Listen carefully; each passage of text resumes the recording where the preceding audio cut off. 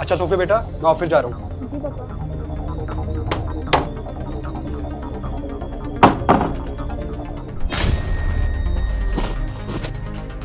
ये अपाहिज का नाटक करते करते ना मैं थक चुकी हूँ।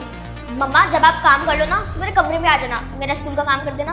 और हाँ, मैंने ये रोज रोज की रोटी खा कर ना पक चुकी हूँ। आपने मेरे लिए कुछ टेस्टी सा बना देना, चाउमीन या फिर पास्ता। ये सब क्या था? तुम तो आज ही इसका रूप पहली बार देखो, मैं रोज देखती हूँ। तुम्हारे जाने के बाद ये ऐसे ही व्हीलचेयर से उठ जाती है और मेरे ऊपर रोब झाड़ती है, मेरे लिए ये कर दो वो कर दो। मेरे से तो सीधे मुंह बात तक नहीं करती। अगर मैं ये सब तुम्हें बताती तो तुम्हें लगता है ये मेरी सौतेली बेटी है, तो मैं झूठ बोल रही हूँ क्योंकि मैं इसे अपनी बेटी नहीं मानती। लेकिन सच तो ये है कि इसने आज तक मुझे अपनी माँ नहीं माना। लेकिन ये ऐसा कर क्यों रही है? ये तो तुम्हें उससे पूछना पड़ेगा, तुम उसके पापा हो। मेरे से तो ये सीधे मुंह बात ही नहीं करती, मुझे कभी अपनी माँ समझा ही नहीं है इसने। पूछो क्यों करती है ये ऐसा।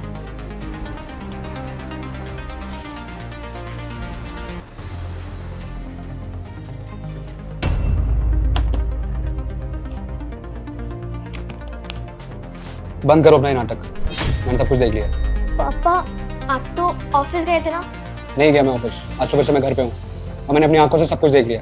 ये तुम सुबह नाटक कर रही थी ना? नहीं पापा, मैं अभी भी बीमार हूँ, मेरे ना गर्दन में दर्द है अभी। तुम्हें शर्म नहीं आती? अभी भी झूठ बोली जा रही हो। मुझे समझ नहीं आता तुम ऐसा कर क्यों रही हो। पापा आप ना गलत समझ रहे हो।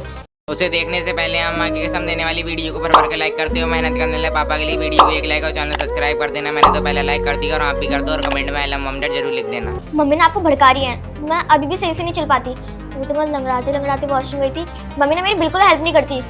बस बेटा बहुत हो गया, अब झूठ बोलने का कोई फायदा नहीं है। मैंने आपके पापा को नहीं भड़काया है, उन्होंने सब कुछ ना अपनी आंखों से देख लिया है कि कैसे उनके जाने के बाद व्हील चेयर से उठ जाती हो और मेरे ऊपर रोब झाड़ती हो और मेरी एक बात नहीं सुनती और मुझे मम्मा तक नहीं मानती तुम।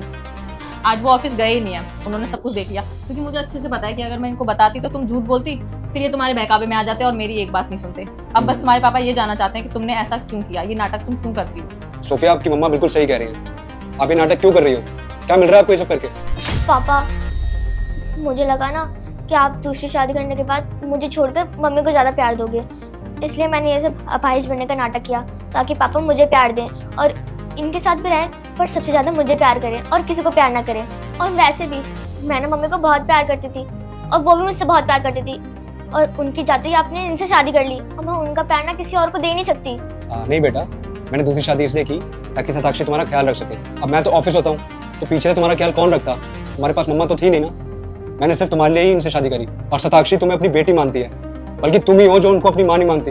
और एक बात भी वो अपनी बेटी को समझाता है कि ये भी तुम्हारी माँ कितना प्यार करती है, तुम इससे भी प्यार से बात करो।